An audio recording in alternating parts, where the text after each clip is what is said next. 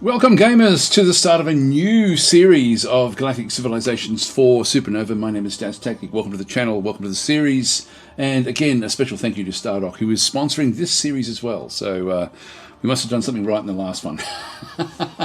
No, thank you Stardock for that. And of course, if you are at all concerned about my objectivity, you are aware that this series is sponsored.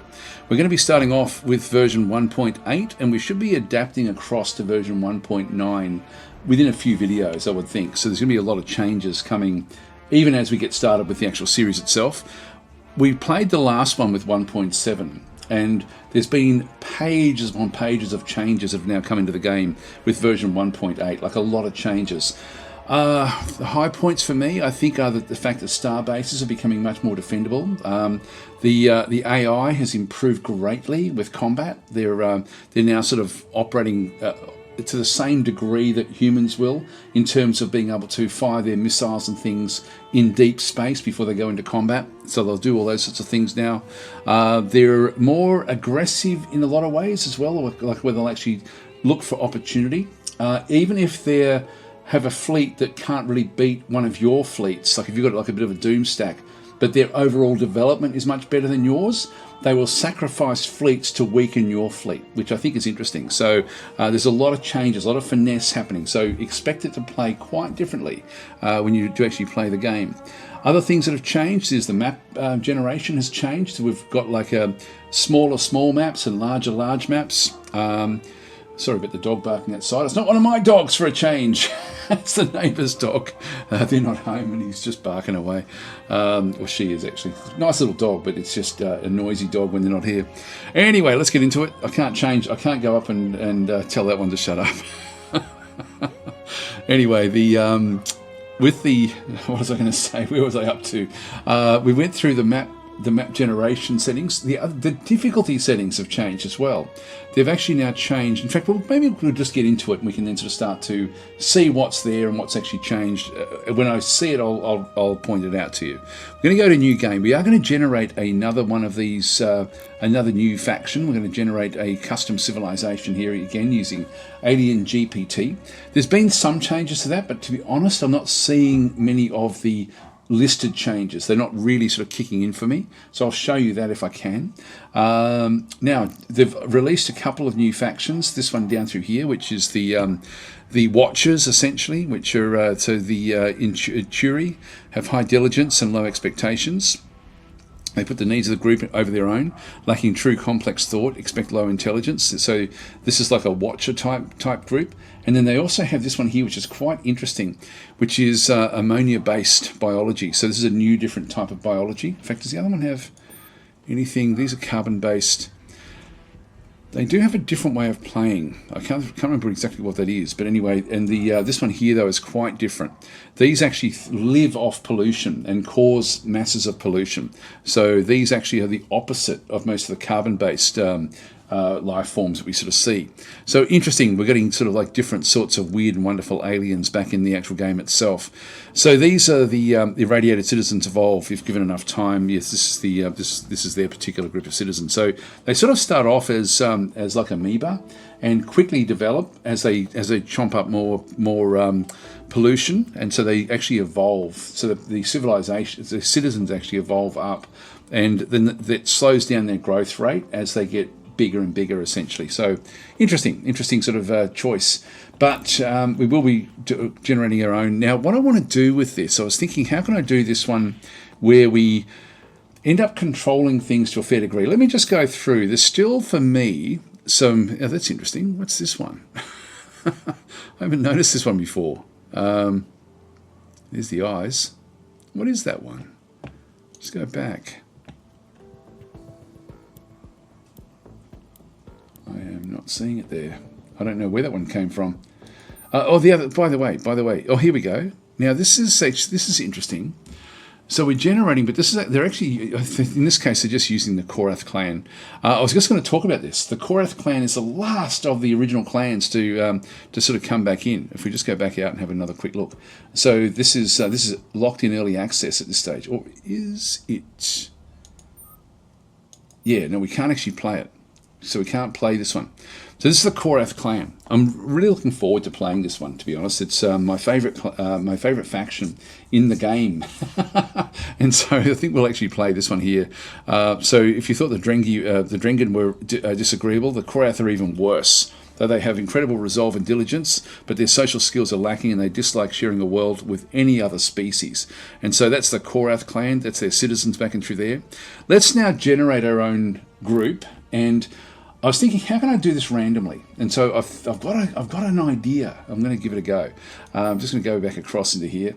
Now, I'm going to, the big limitations with generating your own AlienGPT group is not the description. That works out very, very well. What it comes down to is things, for example, like the biology, the progressivism, but the main thing is under the abilities. So what I think we might do is actually start with abilities first, and then work backwards from there, then come back in and change the citizens to suit. So I'm going to randomly choose the 2 that we actually have. Now there's a lot we can choose from. I'll just go and count them, and then we'll just get a random number generator and generate a random number. Right, there's 41 different traits that we can actually choose from. So I've just opened up an online number generator, basically a random number generator, putting the minimum of 1, maximum of 41. We'll generate 2 numbers, and we'll then choose them for both of the 2 picks we end up having. So we'll just go and generate. The first one is number 17, and the second number is number 18. There we go. So we'll find, when we find number 17, we can just find the next one across. That was nice and easy. Right, let's get rid of that. 17 and 18. We'll just go back up the top. So 1, 2, 3, 4, 5, 6, 7, 8, 9, 10, 11, 12, 13, 14, 15, 16, 17. So 17 is inspired. So we've got the first one is inspired. So an additional leader is available for recruitment, and leaders cost 25% less to recruit. That's what inspired gives us. All right, the next one was 18. So it's just beyond inspired. Actually, where was inspired? There it is. Loyal. There we go. So leaders. So this is actually the. So in this case, we've got 2 that are sort of more leadership oriented. So we've got loyal in here. Leaders all have plus 10 loyalty and cost 25% less to recruit. Plus 1 cultural points when a leader is assigned to a command ship. All right, so it's all going to be about the leaders and the population that we actually have. That then means, because one of the limitations with AlienGPT is that it doesn't change this screen, and so we need to then come back in and tweak all these different bits and pieces. And the biggest limitation for me is actually what style of citizen we're going to go through. Now, if it's inspired and loyal, out of the existing citizens that we actually end up having, which one out of this group does that sort of fit? Inspired and loyal. So we could go with, for example, the Altarians, adopt a Mer, a philosophy that devoted to life to make them more ideological than other species and more approving of their ideology, matches that of their empire. Was it inspired? So that it could be this one as well. Looks to have no need for organic food, but their growth is generally less than organic. What are they? Despite their low growth rate, their high diligence, intelligence, and resolve makes them well suited for nearly any task. They could be good, and so these are actually based on what do they use? The amount of Promethean that they have stored. So this is a weird one with their actual growth. In terms of I probably want them sort of looking fairly sort of cool the way that they sort of do look. This one here is not going to work. They're criminals. The Onyx have no need for organic food and to sustain themselves. Yeah, this is another one where it sort of is all about the Promethean. So these are 2 sort of synthetics, the way it sort of does work. Navigators. What else is there? I'll just pause and have a bit of a read through. I'm actually thinking the Arcean stoic nature makes them unlikely to be ideological. Instead, they revere the military, and Arcean soldiers gain additional approval and are never pacifists. They're sort of like almost like samurai type things is how I sort of envisage them, actually. I might go that way, actually. So these will be carbon-based. So with that in mind, if that's going to be our citizens, so inspired and loyal, so they're going to be sort of, this one can mean that we end up having much more about the heroes is sort of how I would sort of see this sort of them working. The commander ships, let's just go and change these while we're here. So we end up having, well, if we're going to be becoming aggressive warships, let's just go that way. And then we'll sort of pick and choose these once we're in the game. I don't want to get too bogged down doing this one.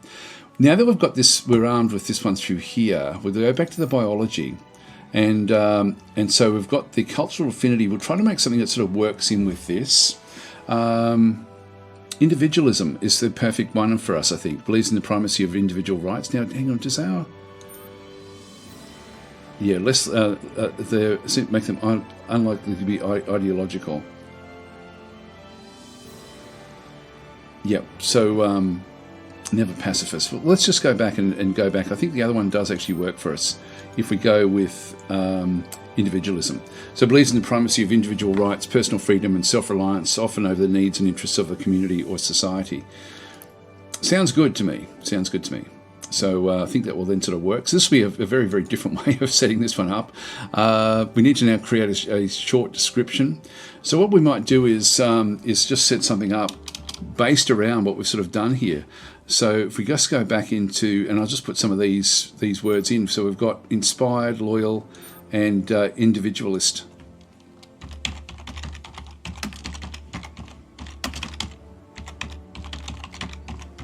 There we go, and then we can just get the game to generate for us. It will then generate the text for us, and then we can sort of just come back and sort of clean it all up. So the Elysian Vanguard, a formidable faction in the galactic tapestry, embodies the essence of inspired loyalty and unwavering individualism. United by their unyielding belief in the power of the self, they navigate the cosmos with fervent purpose, driven by an indomitable spirit that sets them apart from their rivals. With minds ignited by boundless creativity and hearts aflame with unwavering dedication, the Elysian Vanguard forges their own path through the stars, leaving an indelible mark on the universe they call home. And so we don't really have much about the weaknesses. So however, their unwavering independence can lead to internal divisions and difficulties in coordinating large-scale operations. This is pretty cool. Unleash the inspired individuality. Done and dusted. There we go. Now it's going to. This is where the AlienGPT still needs work in this regard, and I'll show you what I mean. Unless we get something absolutely perfect here at the start. So we want something that loosely resembles the ones that we actually have, the Arceans. So the closest one is probably this one in here. Now what they've actually done, what StarDoc have done in this version is added in a new button so to go and get more images like this. So roll for additional image leader images to match your civilization. Now we've got more images, so roll for, so this is the same tooltip, but this one should look at this one and then generate more based on this one, but it actually doesn't. Let me go and click on it. Like they're all over the place. So, I mean, this one's back in again. I almost wish it would put the one that we had selected up in the corner, just so we had reference to it, but it doesn't do it. And so I don't know why. If I just go to more images, we just end up with a whole heap of more images. There's heaps of images. These aren't generated each time, by the way. I sort of want something that one does look good, actually. I do like the look of that one. I sort of want something with a bit of armor. I like the look of that one. It sort of looks heroic. I think we might just go with that one anyway. Even though we're going with the Arceans, it still looks... I mean, it doesn't look anything like an Arcean, but we'll just go with the Arcean faction as our citizens, and this will be our actual leader. Just click on Done. This will then come in. All right, so yeah, she looks great. She looks great. So these, I think, were generated based on StarDoc's pool of imagery. So they used their own imagery to then go and use like the AI to then generate other images based on what they could sort of see that StarDoc had already sort of created. But she looks fairly cool. This is Aurelia Starblaze is the leader's name. Sounds great. The EVI is going to be the ship call sign. That sounds good for the Elysian Vanguard. It could even just do EV. We'll just do EV. So that'll be the call signs. The Donia system, I'll keep that one in through there. So when we have a look, individualism, again, Aurora Prime, sounds great. It's Paradise World. That's awesome. I think that this was all here before. Let's just go into the abilities. So we've done these. So again, we'll just go with the Arceans. The fleet look. Actually, one thing we didn't do was the other traits. Now we've got rich. Now I'm going to pick and choose based on these. So let's just go and get rid of that. Deceptive, minors, and I'll just go and choose my own out of these different groups. We've got 3 to choose from. We can go to negatives if we wanted to. So we can go with, now, again, if we're looking for inspired and loyal. Okay, so this one here is increases your starting control. Don't really need that one, I guess. Influential, likable, explorers, fast. Fast is always a good one to get. I'll just get +1 fast. Veteran, that sort of works. Modifies how quickly your ships gain experience. I will actually go and grab a little extra one of that one. Brutal. Modifies the success of planetary invasions. Courageous, ability to resist invasions. Deceptive. Miners. Bureaucrats, no. Farmers, no. Urbanites, no. Intimidating. So we've got one here. Modifies the chance to use intimidation in events and diplomacy. That would sort of work, I think. Persuasive. Let's go back the other way. So this is actually, so we use more threats. So we've still got one more point in here that we can actually go and make use of. Militant. The control. Manufacturing, maybe. Let's just go that way. So that'll do us. So that's our civilization abilities and traits. So we're sort of starting off on this screen, sort of, to then figure out what to do back on the biology screen. This is now all sort of set up. Now the map theme, the phalanoids. Which way should we go?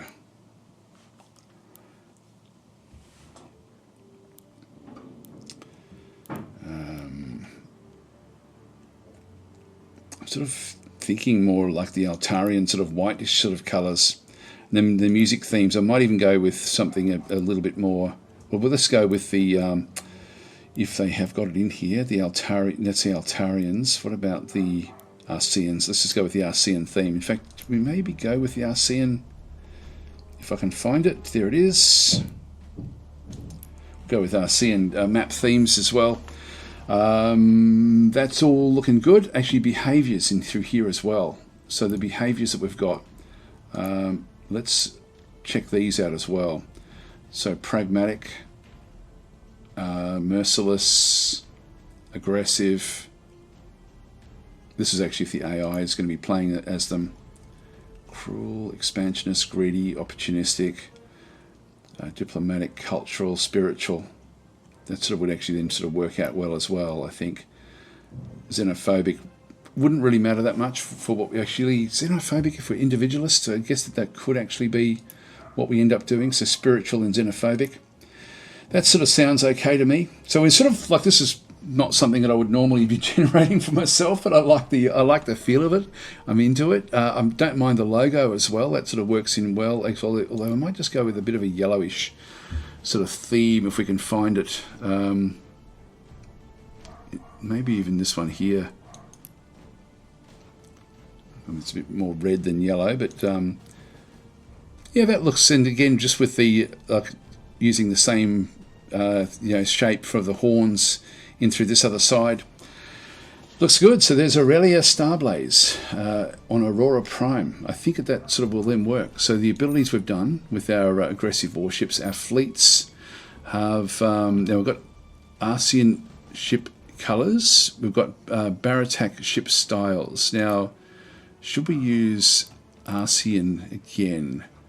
Let's have a bit of a look. I might just pause and I'll come back when I've sort of made my selection. I think that'll do. So we've got Arcean style, Arcean inverted ship colours, but we've used metallic desaturated primary, low reflectivity desaturated secondary. Arcean hexes is our primary sort of subsurface textures, and secondary is going to be hexes too. That will then do, and I've just chosen a few different ships to have a bit of a look to see what they actually look like, and they look pretty good as they sort of come in. And when you get in, you get a lot of detail as well. So I like it. So I think we're done. So we are ready to save our civilization. Unsafe fleet changes detected. Do you wish to save your fleet changes? Yes.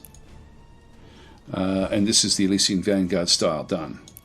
I don't remember that being there before. Actually, that's pretty cool as well. Maybe wrong about that. Yep, saving the civilization data now. Now, another thing that they've changed with the world, like the generation here, is that they have now moved where your civilization starts will now be sort of like it should be further and more evenly distributed in the galaxy. I haven't tested it yet, but that's something that was actually listed. We'll just go next. So I'm going to go with a galaxy size. I'll reset the defaults and then just go back, because by resetting the defaults, you end up getting back the human civilization. But we'll just go back to this one that we just created. We now go to next. So galaxy size is small, number of sectors is binary. I think I'll just leave it all on defaults.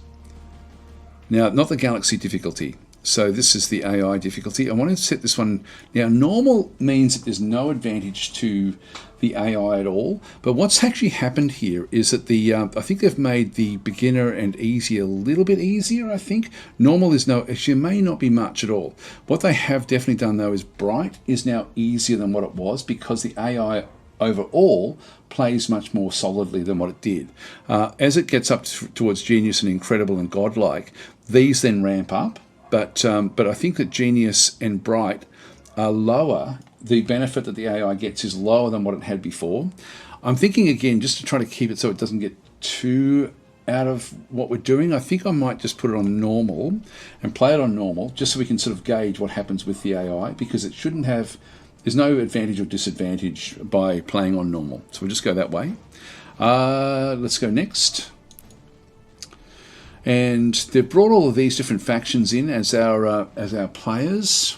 Now, I'm happy enough with all of those, so let's just go with those. I mean, that's just what it, like by default, that's what it has set itself up with. I could go and grab a couple of these as like and sort of change them around, but let's not do it. Let's just leave them where they are. We'll start the game. In we go. We'll see what we get.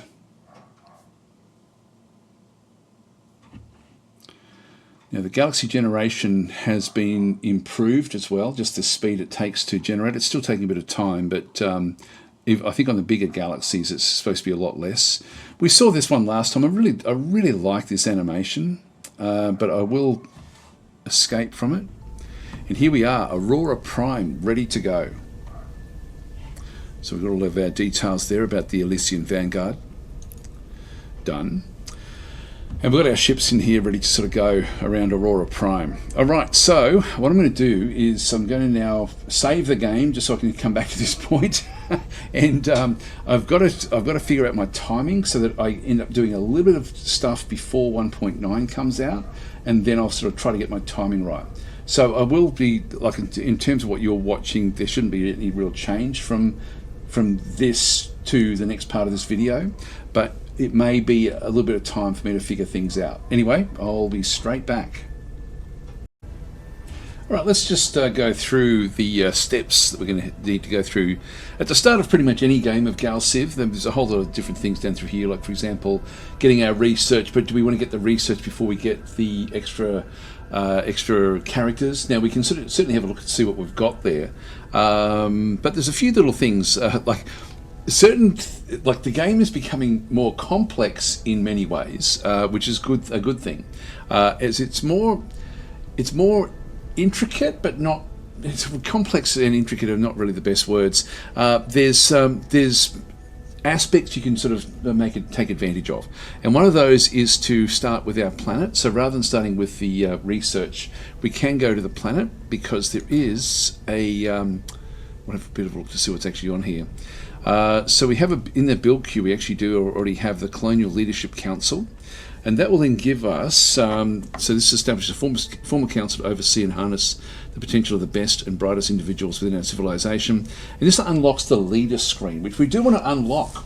So before we go and do research, we want to unlock the leader screen and actually then make use of a technological counselor.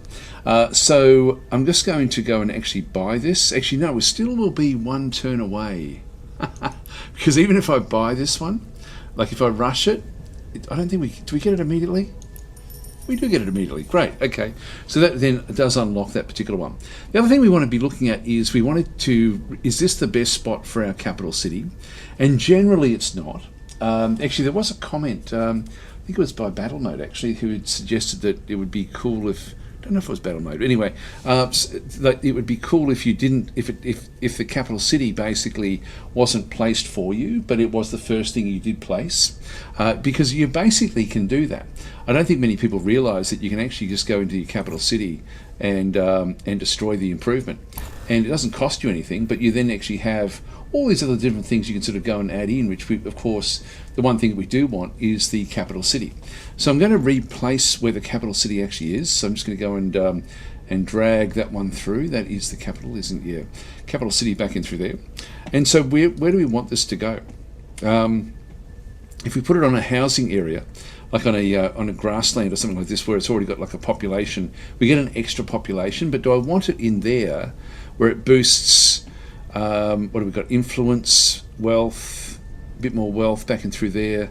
I'm sort of gravitating straight into here actually, where we've got the +3 manufacturing, where I could actually make good use of this and then make a manufacturing hub down this way, and then potentially a research hub somewhere else. So that, like, what have we got there? That's +3 food. We probably do want to keep that as food actually. Yeah, so I'm trying to find something that's completely surrounded. I think I will actually just drag it into here, and it automatically gets built. So you can have it wherever you like. There's no negative to it. We do actually have up to 9 citizens, which is fine. I might talk a little bit about the citizens in this episode as well, because I didn't really go into them much. I still don't really know exactly how they do work. We've got these other different things. We do actually have a capital mainframe and an industrial centre. Now the industrial centre gives me manufacturing of +2, and then we have another +3 to manufacturing straight there. If I place that one there, I get a 5.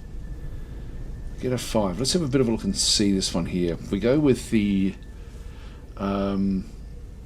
pollution goes up by 10%, which is okay. Manufacturing also bonus per level is another 3%. So this is incredibly good. We also then get the bonus +2 to all coming off that one. Actually, that doesn't make sense. That should be even more then. It's got 5. Just place it on there. Yeah, so we're getting 14.9% extra now from that particular one. And we've got +2 level to military, +2 to manufacturing as well. So this is the adjacency bonuses. We can do a lot around in here. Even though there's a lot of research areas, this for me is really, really interesting. And we do probably want to rush this. So if I can't rush it just yet, but we will actually look to do that. So we're getting bonuses. Now that should also be, that's +2 to level to all. Anyway, I mean, I thought that would be more. We've got +2 manufacturing. Then we've got the +3 down there, which is the 5 that we're getting. Yeah, maybe that's all we can expect. I thought the +2, the adjacency level bonuses, I thought the +2 level there would actually sort of give us even more. I'm greedy, I want more, even more. Maybe it's actually just to the, like if we created, for example, a manufacturing district, that's giving us, we're getting +4 there. If we were going this way, we'd be getting +2 and then the +2. So that sort of works. Yeah, that would work. That would work. And so if we went somewhere else, for example, to make a manufacturing district, we basically only get like the little percentage bonus. So we don't get the extras that we're getting from here. From here, it should only be a +2. Yes, it is. It is only a +2. All right, that's fine. I think I'll still do this as well. You know, I think I will actually go and just place a manufacturing. This one is a +3. Ooh, I sort of do want these. No, I'll go manufacturing while we're in around here. So we'll just get the manufacturing established to start with. That's just going to give us a bit of a boost into what we're doing. But the important thing was, in this particular screen, in fact, we've got other things down through here. This is thulium. So this is a rare planetary deposit that can be mined for thulium. That would be a cool one for us to go and get as well. If we've got the extractor. Yeah, I don't need that one just yet. We do actually have +3 to research. So in here for research would be good. This one here is going to give us, this is an artifact improvement. So upgrade this artifact to unlock charges that will send a fleet to a random spot in the galaxy. Yeah, that's not bad as well. So that's a wormhole generator study. All right. We won't do that one just yet, but that's all good. But the important thing was, just to summarise while we're here, was to unlock the extra leader. That was the first step we wanted to do, and then reposition our capital city. We can do this at any time, on any of the planets too, by the way. So just be aware of that. You can reshuffle these sorts of, like your capital. You have to then rebuild other different bits and pieces if you do that. So, but you know, like there's no negative in doing that at all.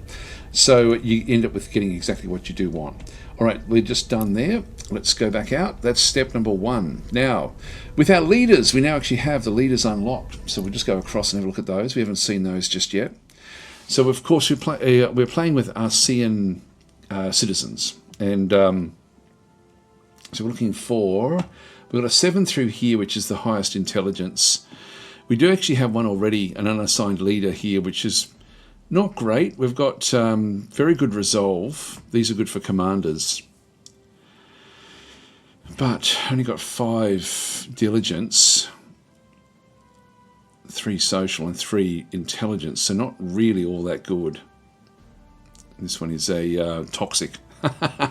A toxic diplomat. Reduces the approval of the civilizations they are assigned to by 5%. Okay, well, we can certainly send that one off. I think our best bet in through here, what have we got in through here? Increases individualism, ideology, awareness, and as a diplomat, reduces the resistance that they are assigned to by 10%. This one here, we've got an underminer. There seem to be more of these, actually. These, like, I don't remember these ever having this many of them. Military child. This one's got very, very good diligence. Cultural icon. Trained chef. So and that one there is negotiator. This one here is great with diligence, great with social. Would be an awesomely good governor for a city, for a planet. But I think I like having Corvus to take over the intelligence. So let's just go and place Corvus in the side, and we'll just go back to our ministers. And we have the Minister of Technology. Now, Minister of Exploration is also important for us. So increases the moves and range based on the diligence of the assigned minister. So in this case, we want technology, which adds additional technology slot, and increases research based on the intelligence of the assigned minister. So definitely place you in there. So you are the Minister of Technology. So we're getting +1, and then we get the +7% coming off this side over here. Is that critical if it's a 6, 5, 4, 3? Not really. It's not going to make a massive difference, but we might as well maximise it while we can. Can always reshuffle these back out if we have to. The Minister of Exploration. This is where I can use this one if I wanted to, but then I think I will actually go back and use the one of these high-level guys.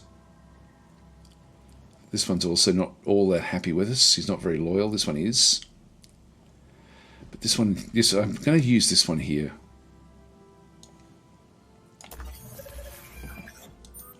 The ministers are also cheaper than what I remember. Can't remember if that was something we had set up. Now, we do actually have a ship range of +8. The range can be important for claiming different areas in space. The Minister of Colonization. So by listening to the needs of the citizens on all our worlds, you can improve their approval. Increase approval on all core worlds except our home world based on the social skills of the assigned minister. We can still afford these ministers. And so the social skill here of 8, let's do it. For now, we can always come and sort of chop and change these afterwards. So that gives us a +8% approval, and that should then sort of work out. It can be affected by your tax rate, ideology, and crime. And so the 8% is actually, that's going to help a lot. That sort of equates to better production, better income, all sorts of different things. So having a high-level governor here or a Minister of Colonization will actually be good. This is except for our home world. Okay, so I don't really need to have done that one just yet. This is going to be for all the other worlds.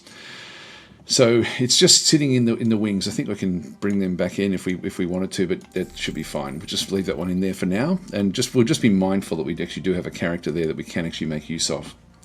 No governors other than Aurelia Starblaze. And of course, your leaders will actually have incredible stats. So on our homeworld, for example, we're getting manufacturing of plus 26%. We've got very, very high resolve, reasonable, fairly good diligence. Our social skills are really, really high, which means our approval is going to go up by 19% on our homeworld. So this is all good stuff. We've got no diplomats, got no commanders. We do actually have other ships we can ultimately bring in, and I'll be wanting to bring one of these in fairly soon. So these require the hyperwave radio tech is required for that one through there. The Anvil, hyperwave radio. This one here is hyperwave radio as well. Interstellar cabinet, that's going to be a little bit further along. This is a cruiser. So the first three require the hyperwave radio, so we'll just be mindful of what these actually are. This guy in here would be, the resolve will often be good in here. The increased attack based on the commander's resolve. Yeah, I'll bring him in as one of our like our first ship. Like when we bring a ship in, he can sort of be in charge of that particular ship, which will sort of help a fair bit. Right, so that's the we're done there. Now it's still saying recruit and manage your leaders. Yeah, that's okay. We've got one sort of message that can be done through there. Now the technology and the research. Let's just go across and have a bit of a look. So by adding in the technological minister, the Minister of Technology, that would be the better way of saying that. We end up with the third one here, which is of course then 50% less. So what do we want? We've got the Universal Translator, which will sort of help us, and this one does lead to the hyperwave radio to get those other elements. We also have colonial policies. Now this one here unlocks the civilization screen, allows us to assign policies. It's a bit of a tricky one between these two here, to be honest. Starbase modules, we don't need those just yet. Now, this is not being suggested by either the cultural advisor or the research advisor. Research advisor is recommending this one, but I think I quite like the idea of sort of getting that hyperwave radio. Or we might have a look at the other things we can get. We've got armored shuttles in through here to get to sort of like the start of our weaponry. Artificial gravity back in through there, which gives us extra moves, which would be good. I think we'll sort of pick these up when these come through fairly soon anyway. Asteroid mining. Now, we can always pick this one up at any point in time. If we have a look at the Tech Navigator, you can see through here that we actually have the colonial policies in through here. Now, this has changed, by the way. If we just go back to engineering, I don't know if this has changed much. But they've been tweaking, the boffins at Stardock have been tweaking away and sort of splitting things out from different areas of the tech tree. I can't remember exactly which ones it is. I did read it and I was interested in it. It may have been warfare. It sort of splits out between things, for example, like the actual beam weapons, the rail guns, the missiles. Maybe it's not that. There was something that was brought out. Then you've got like your armor and shields down through this other side. Then the actual type of ships. It's beautifully laid out, I got to say. It's I really like. I've been bombarded like in my inbox for my emails with information about the coming release, because the game is coming in mid-October. And in fact, version 1.9 will drop in just a number of days at time of recording. So I'm going to have to flip across to that one when that one does come through. I'm looking forward to that actually, because that will then open up a whole lot of other things in the game as well. I think we'll be able to keep on playing this particular version of the game. I hope so. Governance back in through this other side. If not, I really don't mind restarting these games. I love it. This is going to be such an important and big and good game. Like it really is really cool. This one through here, trade networks. the way that we're going to be playing, these sorts of things will possibly be fairly important to us, but I do want to get the hyperwave radio to get the other flagship. I think that would be good. So I think the universal translator is really where we want to be going. Let's just click on done. Whoops, you can see it's got colonial policies. I think we'll go this way because we'll always be able to pick this one up cheaply anyway. So let's go that way. So the same encoding patterns show up again and again in languages. So yeah, blah, blah, blah. But that's going to allow us to talk with other factions when we come across them. We're going to be able to, of course, then have the, and then lead on to the hyperwave radio eventually. So we'll just click on done. It's funny how also just keeping in mind how broad your technology will get once you actually get to those branching levels, and then you're going to have a lot of tech to then choose from. It really is an amazingly good game, and so much better than any of the other Gal Civs. And the actual this version of the game as well, I just really like the Supernova version. It's so much more polished than any other versions, even the original Gal Civ 4. I'm enjoying this one so much more. Right, well, that's got our tech done, our planet done. Back over through here we have idle ships. Now we actually do have also the we've got an advisor saying order the shipyard to construct a new colony ship.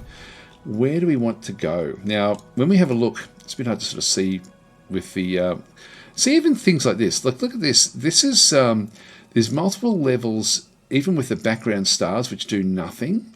They're still positioned in 3D space, and I just really love it. It's just got polish about it. Like it really is very, very good. Let's just see what our range is of our of this particular ship.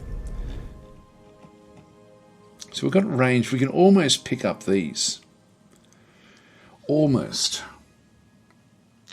And so what I want to do is I want to now use my executive orders and just have a bit of a look around and see what's what. Now I can actually get, some of these are a little bit too bright actually.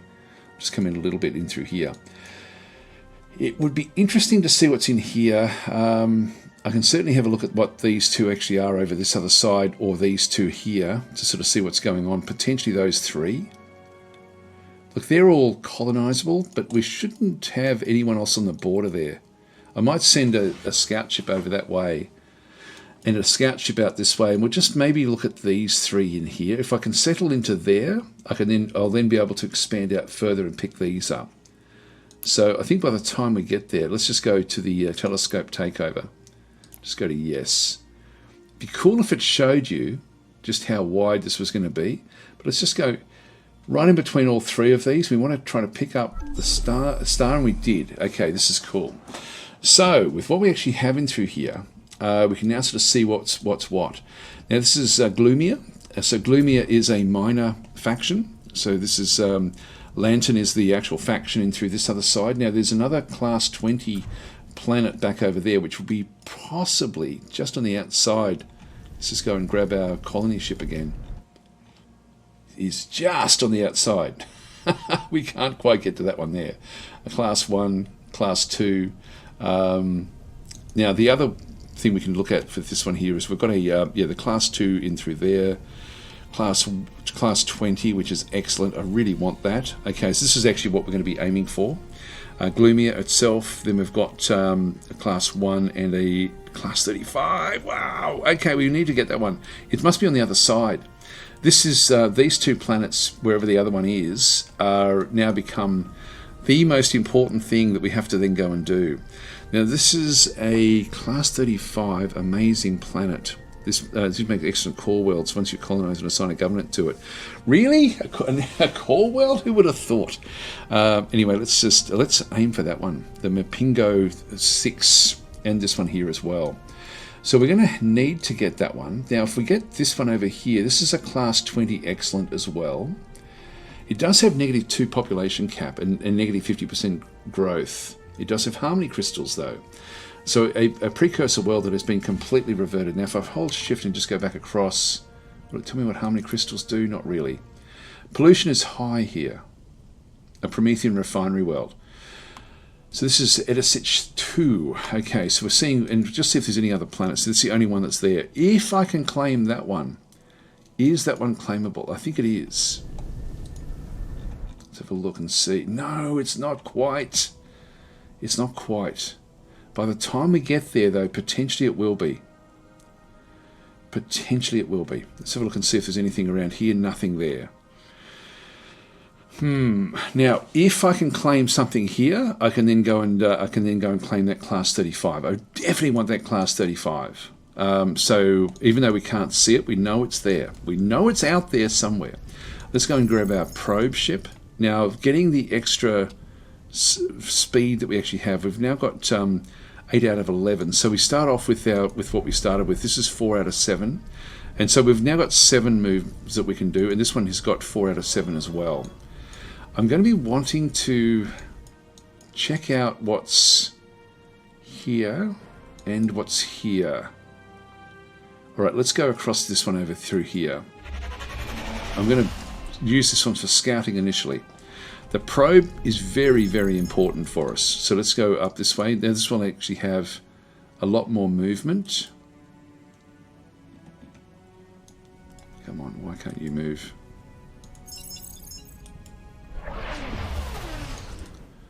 There's a... I should have checked all of my own local system. It's more important for me to come out and find what we can do.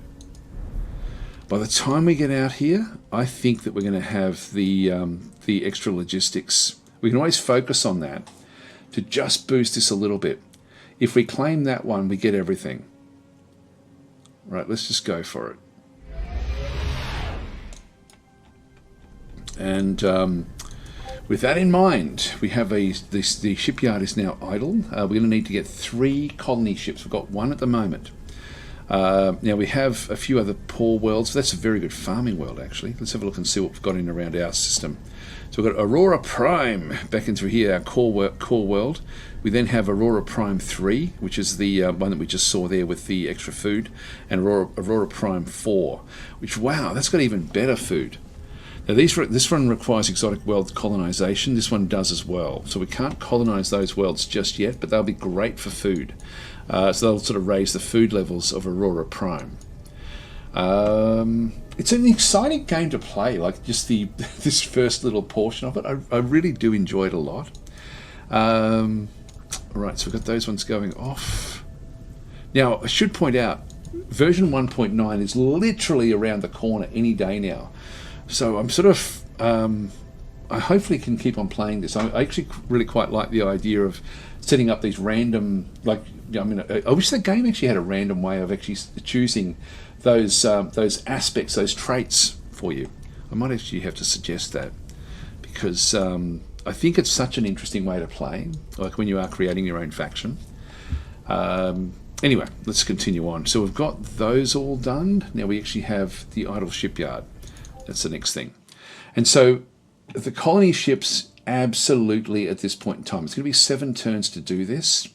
Now we will be able to push this along a little bit if we can buy, like if we rush the build of the manufacturing on the surface. I think we'll sort of get like a little bit of extra military sort of build on the actual thing itself. We're getting Aurora Prime. This is the military that we're getting is 5.97. That will then be increased a lot.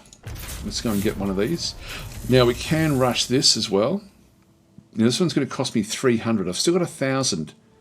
I'm going to do it.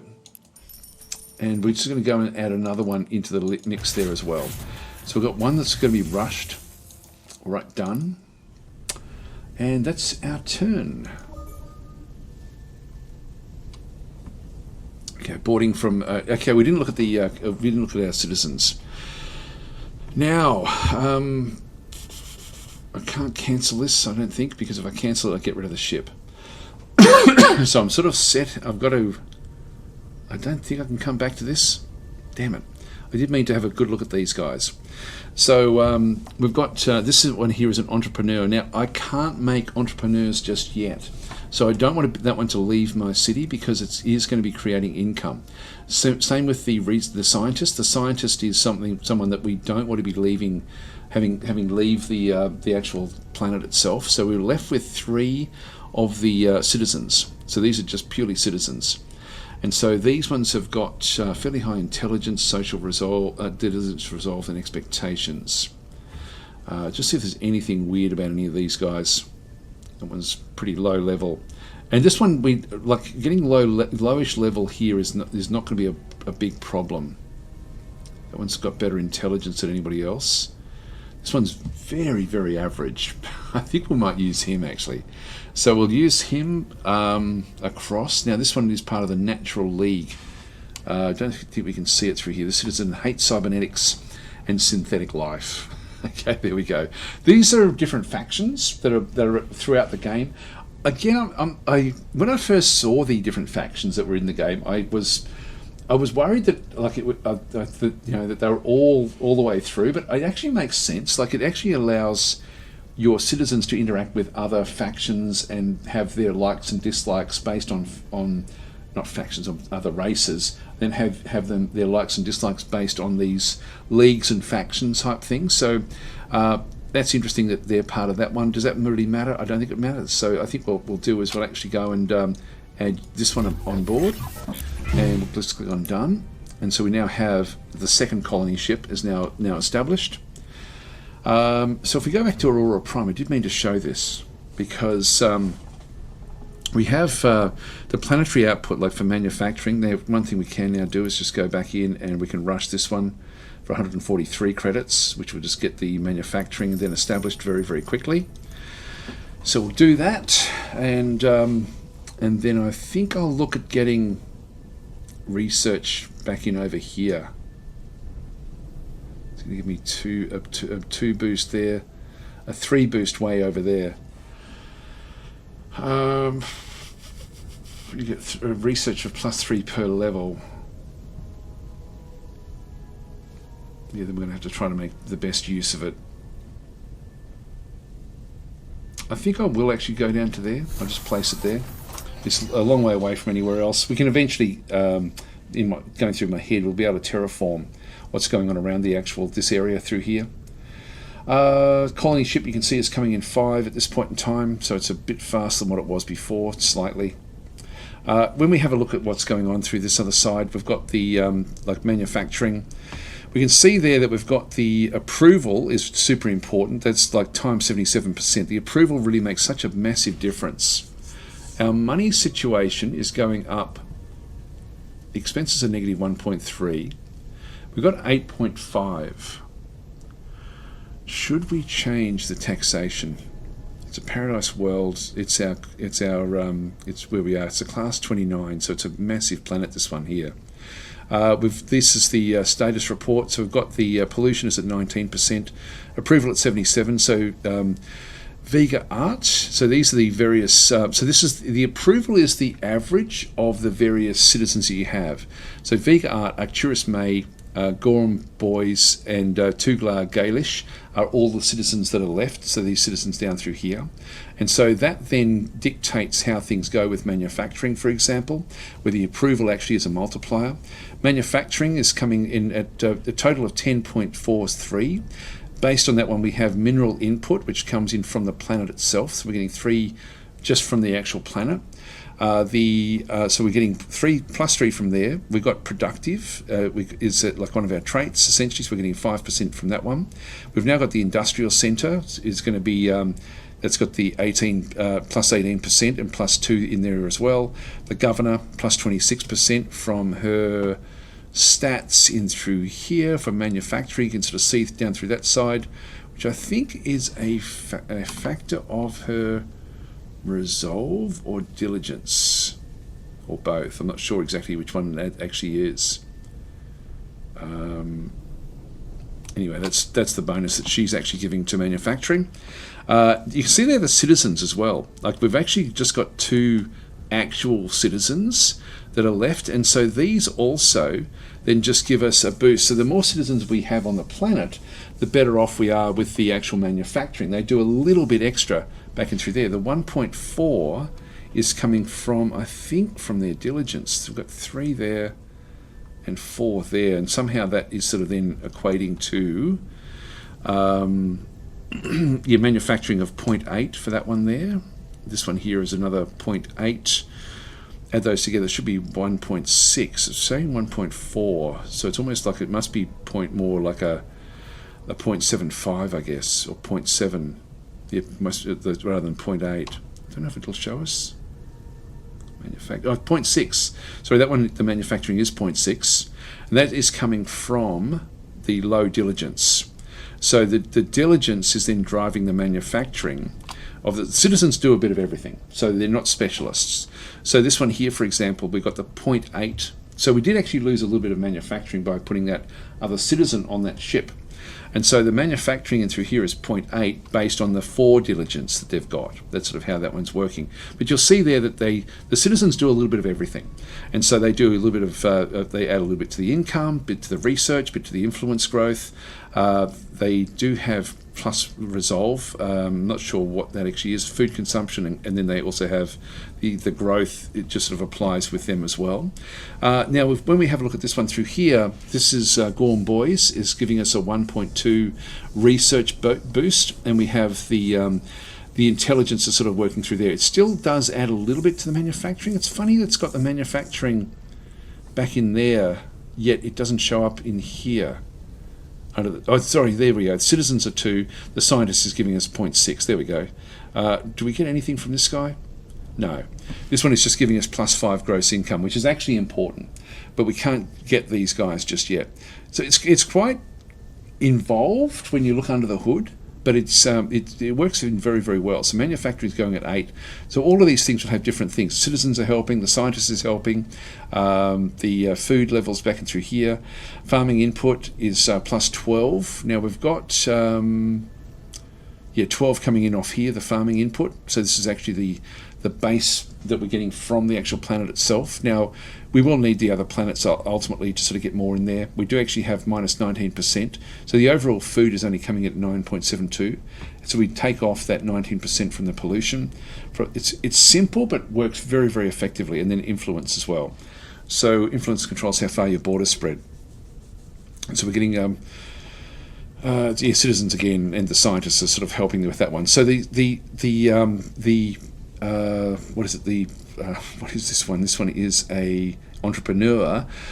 Traders provide a boost to the world's income based on their social traits. So in this case, this particular character within a social of 5 is actually then giving us the 5 income, and that 5 income is actually really quite valuable to us because we're getting 8.5. So he's actually generating more money than anything, more than the actual planet itself. So that one entrepreneur is working very, very well. Anyway, that's sort of how it's working. As we drag away more citizens, we're going to then end up with less that we can then go and do. So we don't want to bring entrepreneurs away from these core big worlds because they don't produce anything else. They don't help with any other sort of production. I mean, the planet itself does as well, but they actually don't help with that. So anyway, we are there. I'll just click on done. That sort of then very, very roughly goes through how this actually does work. We'll just click on done. I think we're sort of done with this episode, guys. So I think I'll actually leave it here, and we're sort of at the start of the next one. In fact, what we might do is we'll just bring this one across, see if there's any other little planets that are up this way. There's a class 0. There's no habitable planets in around this particular area. So that one, at least we now know that there's nothing there. Might have a quick look up this way. I'm going to need to bring these. It's one of these one more turn type games, this one. So we've got seven turns now because we had the minister of here with the extra +1 moves in through that side, and then +8 ship range. Let's have a quick look and see if the ship range actually clicks in now and gives us that option. No, we did actually have it set right there. So we do need to go and get extra ship range with what we're doing here. Let's just go and bring this one across.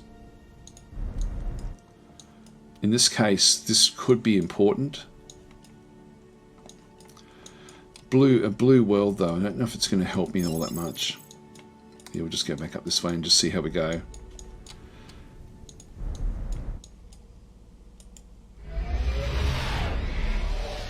this one up. We do want to see if there's anything back over here. And we'll stand our turn.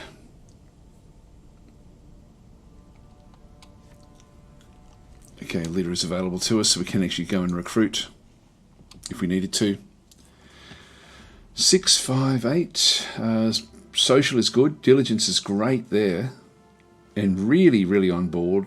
Benevolence increases benevolence ideology and +3 control. I've got to say, I really do like what the game... there we go. This one doesn't have anything extra. I was thinking there that they must all have extra things in all the time. This one's another good one for intelligence. We can't bring any more ministers. We need to get other things unlocked before we can do more there. One more turn before we get the translator. Just click on done in through that one through that side. Anyway, I will leave it here, guys. Thanks for watching. I'll catch you in the next exciting episode, and we'll sort of see where we go. Hopefully we get that Class 35 world under our control.